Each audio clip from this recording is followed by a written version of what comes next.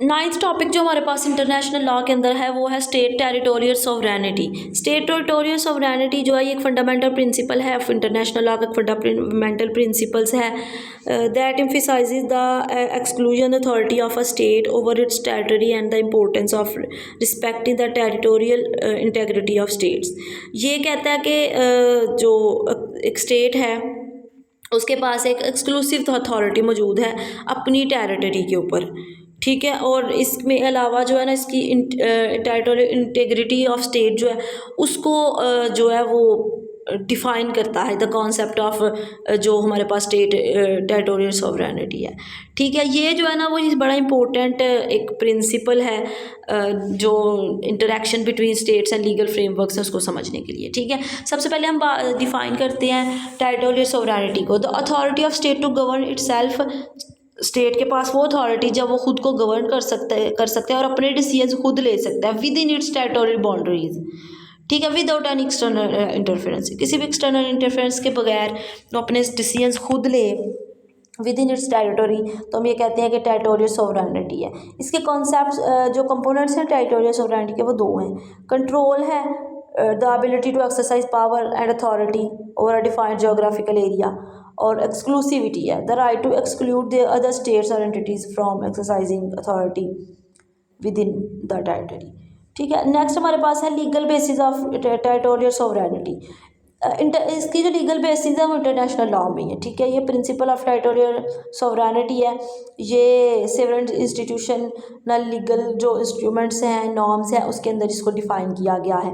इसकी सबसे पहली हिस्ट्री में जो एग्जांपल है ना वो हमें मिलती है ट्रीटी ऑफ वेस्टफीलिया में, ठीक है। अब इसमें जो यूनाइटेड करंटली अगर हम देखें कंटेम्प्रेरी कॉन्सेप्ट्स के अंदर तो यूनाइटेड नेशंस का चार्टर है आर्टिकल 2(4), ये जो है ना किसी एक स्टेट की जो टेरिटोरियल इंटीग्रिटी है और जिसकी जो पॉलिटिकल इंडिपेंडेंस है उसके खिलाफ यूज़ ऑफ फोर्स को प्रोहिबिट करता है, ठीक है। फिर मॉन्टेविडियो कन्वेंशन है 1933 में, ये जो है ना वो स्टेटहुड का क्राइटेरिया डिफ़ाइन करती हैं, just including defined territory, permanent population, government, ठीक है, capacity to enter into relation with other states. तो ये जब इसको डिफ़ाइन करती हैं स्टेटहुड को तो इट्स मीन कि ये जो हमारे पास टेरिटोरियल इंटेग्रिटी है उसको डिफ़ाइन कर रही है, ठीक है। Principles associated with territorial sovereignty के साथ कौन से प्रिंसिपल एसोसिएटेड है?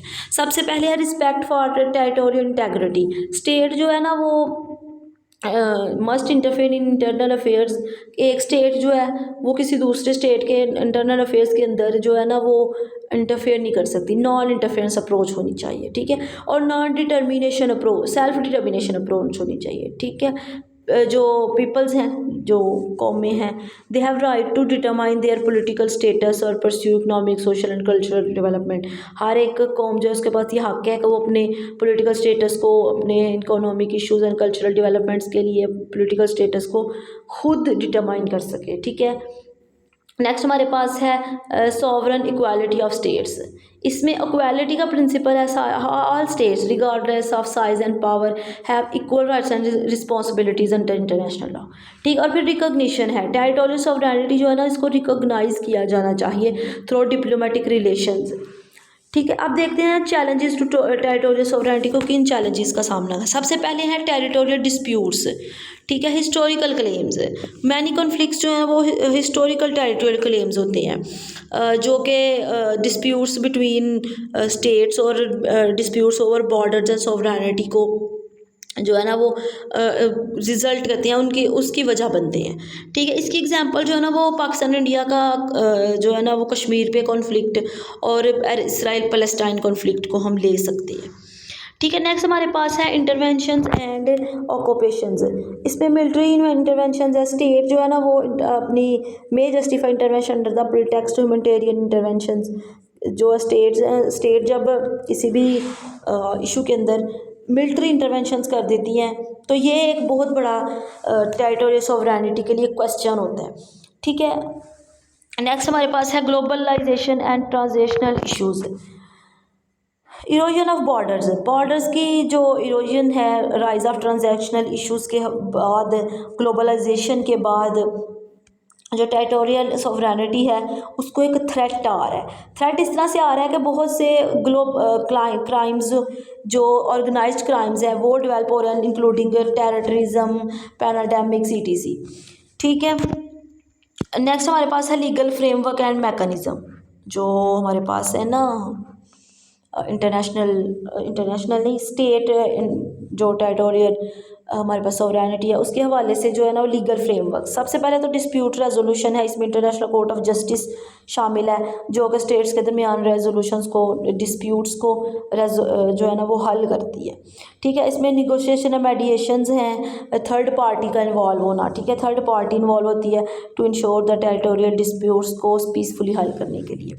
ठीक है, फिर इसमें ट्रीटीज़ एंड एग्रीमेंट्स हैं, बायलैटरल मल्टीलैटरल ट्रीटीज़ साइन की जाती हैं बिटवीन स्टेट्स ताकि जो डिस्प्यूट्स हैं, बॉर्डर डिस्प्यूट्स हैं, उसको सेटल किया जा सके।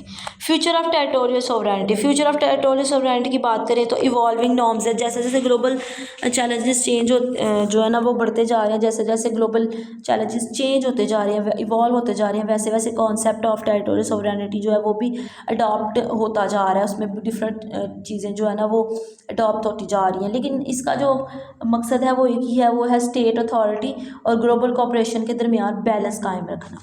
ठीक है, फिर टेक्नोलॉजिकल इम्पैक्ट्स हैं जो हमारे पास है टेक्नोलॉजी और कम्युनिटी के जो इंडस्ट्री है उसकी डेवलपमेंट की वजह से जो है ना उन्होंने स्टेट की सॉवरेनिटी को और interaction with non state actors को बहुत हद तक अफेक्ट किया है। So that was about state territorial sovereignty.